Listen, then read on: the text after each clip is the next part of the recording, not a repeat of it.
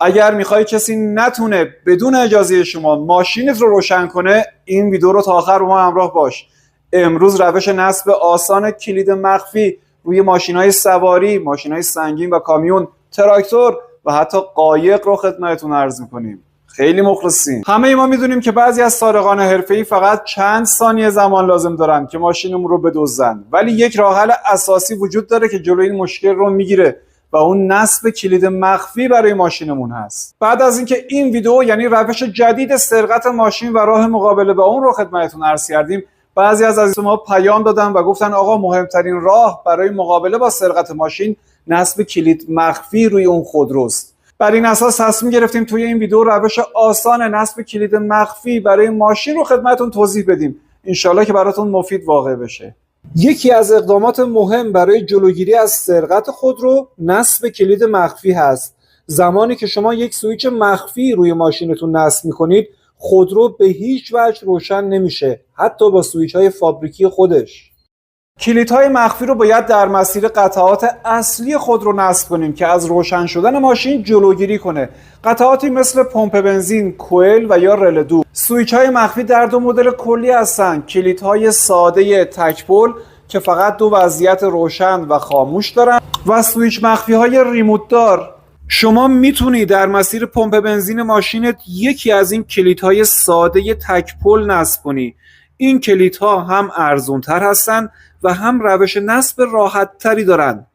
مدل دوم سوئیچ مخفی های ریموت دار هست. روی این سوئیچ ها یک رله وجود داره که وظیفه قطع و وصل مدار رو بر عهده داره. مزیتی که این سوئیچ مخفی های ریموت دار نسبت به کلیدهای ساده دارن این هست که کسی از محل نصب به اون مطلع نمیشه. یعنی نیاز نیست شما با دست کلید رو قطع و وصل کنی، بلکه با زدن یک دکمه روی ریموت کلاً پمپ بنزین از مدار خارج میشه و ماشین، کامیون، تراکتور، قایق یا هر وسیله‌ای که روش این سوئیچ رو نصب کردی روشن نمیشه تا زمانی که روی ریموت دکمه روشن شدن رو بزنی. پمپ بنزین توی اکثر ماشین ها زیر صندلی های عقب هست. کافیه صندلی رو بردارید و موکتی یا درپوش پمپ بنزین رو باز کنید. به این مجموعه میگن مجموعه پمپ بنزین ماشین شما. برای اینکه شما به سوکت دسترسی پیدا کنید باید این 4 تا پیچ رو باز بفرمایید. توی خیلی از ماشین ها این درپوش پلاستیکیه، مثل ماشین‌های ایران خودرو، پژو 405، پارس و سمند. یه دونه درپوش پلاستیکی که شما برش می‌دارید. درپوش فلزی رو بر می‌دارید.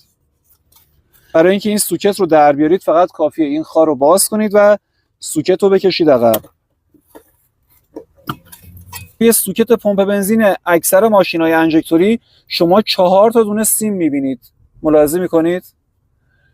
2 تا از این سیم‌ها نازک‌تر هستن. این یه دونه و این یکی. این 2 تا سیم نازک میشن سیمای شناور یا عقربه پمپ بنزینتون که میزان سطح بنزین رو توی پشت آمپر به شما نمایش میده. این 2 تا دونه سیم ضخیم‌تر میشن منفی و مثبت‌های الکتروموتور یا همون مغزی پمپ بنزین ماشین شما. شما با این سیمای نازک کاری ندارید. بین این 2 تا سیم باید مشخص کنید کدوم این سیما منفیه و کدومش مثبته. برای اینکه تشخیص بدید کدوم این سیما منفی و مثبت است باید از لامپ تست استفاده کنید. توی بعضی از ماشین ها سیم منفی رنگ سبز یا زرد داره، بعضیش هم سبز و زرد با هم ترکیبی هست. ولی اگر مثل این ماشین، مثل ماشین‌های تیباکو ایکساینا اینطور بود یه دونه سیم قهوه‌ای داشتید و یه دونه سیم مشکی، با لامپ تست باید مشخص کنید. هرچند معمولا سیم مشکی سیم منفیه. گیره لامپ تستتون رو نصب میکنید به قطب مثبت باتری و در حالت سوئیچ بسته از این ورم میید داخل سوکت قرار میدید. میبینید که این ورم روشن نمیکنه. روی عایق هم که سوراخ میکنید و فشار میدید نوک سوزنی رو میبینید روشن نمیکنه. پس این میشه برق 12 ولت پمپ بنزینتون. میمونه سیم بعدی که یک سیم مشکی رنگ هست که معمولا توی محصولات سایپا رنگ سیم منفی مشکیه. شما نوک سوزنی رو که بزنید روی عایق کمی فشار بدید میبینید که روشن میشه. پس سیم مشکی میشه سیمی که شما باید قطع کنید و به رله سوئیچ مخفی وصل کنید. حالا که سیم رو مشخص کردید و مطمئن شدید سیم مشکی رنگ هست، سوکت رو میزنید سر جاش و درپوش رو میبندید. وقتی مشخص کردید که سیم منفی دائمتون کدوم سیم هست، اقدام به قطع کردن این سیم میکنید و دو سر خروجی رله رو به این دو طرف سیم وصل میکنید به این صورت، یکیش این ور یکیش این ور. سیم رو قطع میکنید.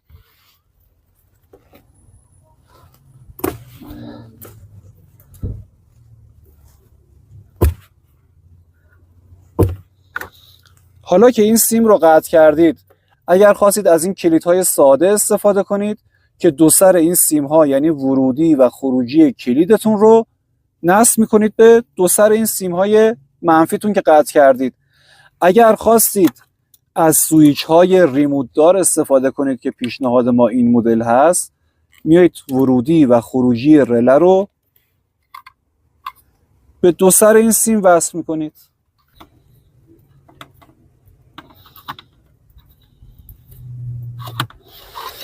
بعد از اینکه دو سر سیم ها یعنی ورودی و خروجی رله رو نصب کردید، بهتره که یا وارنیش یا روکش حرارتی نصب کنید، ولی اگر نداشتید مثل ما کسبشون کنید. ما تموم کردیم وارنیش، ببخشید.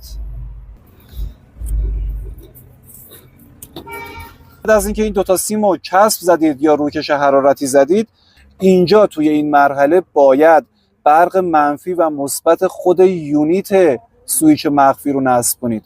برای این کار اینجا رو دیدید یه دونه درپوش داره، این درپوش رو باز میکنید. این زیر دو تا دونه پیچ داره و دو تا دونه ورودی یا کانکتور. همونطور که روی خود یونیت علامت زده، این سیم، این پایه یعنی پایه سوم، 1 2 3، این میشه برق منفی. این پایه آخری میشه برق مثبت. روی خود یونیت هم زده، یعنی زده برق مثبت رو به این وصل کن، برق منفی هم به این. این برق مثبت در اصل یک برق دائم هست. شما یک منفی و مثبت باتری دائم باید به این یونیت بدید. حالا دوست دارید این برق و منفی رو از باتری بگیرید، اگر دوست دارید از زیر جعبه فیوز و پشت داشبورد بگیرید، اون دیگه بستگی به شما داره که چند متر بخواید سیم استفاده کنید. این پیچ رو شل میکنید، یک ذره پلاتین میاد بالا، سیمو میارید زیر پلاتین و پیچش رو سفت میکنید. دقت کنید به میزان مورد نیاز عایق رو بردارید، خیلی لخت نکنید و تا آخر، یعنی تا جایی که عایق هست، سیم رو زیر پلاتین بیارید که جای سیم لخت وجود نداشته باشه. سعی کنید ترتمیز کار کنید و مطمئن.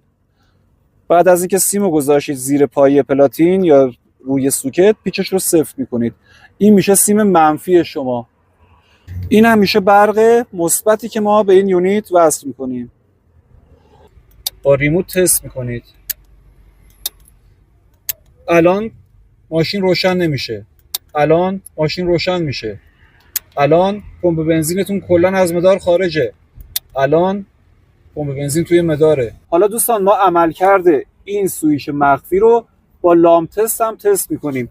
الان نوک لامپ تستمون رو توی محل اتصال این دوتا سیم قرار میدیم و اون سر لامپ تست هم زدیم به برق مثبت باتریمون.